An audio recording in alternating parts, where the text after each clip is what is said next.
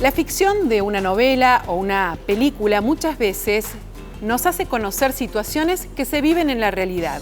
A veces tienen que ver con enfermedades, trastornos o condiciones del ser humano pocas veces visibilizada y que ponen en el tapete la discusión en la sociedad. Es el caso de Doctor Milagro, una novela con muchísimo éxito en el mundo y que actualmente la vemos todas las noches aquí por Telefe Córdoba y cuenta la historia de un joven doctor que padece el síndrome de Savant o síndrome del sabio. El doctor es un verdadero genio, pero posee dificultades para comunicarse con los demás y mantener relaciones interpersonales.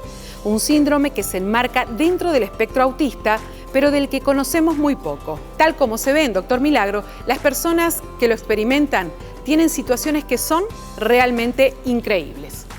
Para saber mucho más sobre este síndrome, estamos en contacto con el doctor Rubín Jure, quien es neurólogo, especialista en este tema, para conocer realmente de qué se trata este síndrome y cuáles son sus características. No todos los autistas son Savant, tenemos que empezar por ahí, ¿no? Y algunos Savant no son autistas, pero la gran mayoría sí. Pero la característica fundamental del Savant es que tienen una habilidad muy especial en ciertas áreas en particular. Por ejemplo, pueden ser muy buenos para la música, o pueden ser muy buenos en matemáticas, o pueden ser muy buenos pintando, dibujando, y generalmente se asocia con una memoria exquisita en un aspecto particular. Y son personas que en realidad tienen grandes dificultades en otras áreas. Entonces, por eso antes se lo denominaba idiot savant, y se sacó el término idiot por lo peyorativo que esto significa, ¿no? Pero era como que había una gran discrepancia entre ciertas habilidades cognitivas, como picos y valles. Entonces hay personas que, por ejemplo, hay una persona que tiene este síndrome que sobrevuela 2 horas las principales ciudades del mundo y después dibuja exactamente todos los edificios, todos los árboles, todas las características en 3-4 días, dibuja todo eso y es una persona reconocida, Stephen Wiltshire, que tiene una galería de arte en Londres, ¿no?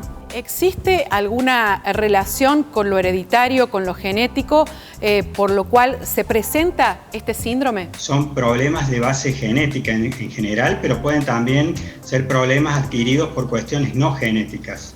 Y un 10% aproximadamente de las personas que están dentro del espectro del autismo pueden tener alguna habilidad Savant, y dentro de esos hay Savant que son más Savant que otros, digamos, hay como un espectro también dentro de eso. La palabra espectro se refiere a esto que es como un abanico de manifestaciones, pero el problema con los Savant es justamente ese, que tienen dificultades importantes en la interacción social, tienen dificultades importantes en la comunicación, porque una cosa es el lenguaje y otra es la comunicación, es decir, son personas que pueden tener mucho léxico, pueden aprender muchos lenguajes, incluso hay algunos Savant para aprender lenguajes, pero le cuesta dialogar con otras personas, le cuesta ponerse en el lugar del otro, le cuesta interpretar, por ejemplo, los chistes o el doble sentido o las bromas, o pueden decir cosas que hieren a los demás sin ser conscientes del efecto que provocan en el otro. ¿Se puede establecer desde niño este síndrome o puede aparecer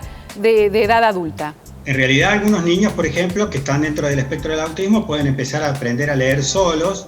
Eso se denomina hiperlexia porque a veces no entienden nada de lo que están leyendo, pero a diferencia de la dislexia, que es dificultad para aprender a leer y escribir, en este caso aprenden a leer, pero lo hacen mecánicamente sin entender lo que leen. En algunos casos hay que descubrirlo, pero en otros casos sí se manifiesta precozmente. Generalmente se manifiesta precozmente.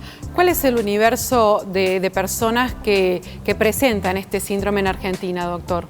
Sería un 10% del 2% de la población, si uno se guía en base a estadísticas internacionales. Y como esto no es una patología que depende de una cuestión cultural, sino que más bien tiene una base neurológica, este tipo de dificultades, está bueno que la persona haga lo que le sale muy bien, porque eso le va a abrir, digamos, muchas puertas en la vida. Si querés conocer más sobre el síndrome de Savant, podés ingresar a cordoba.telefe.com, sección salud, o a todas nuestras redes sociales.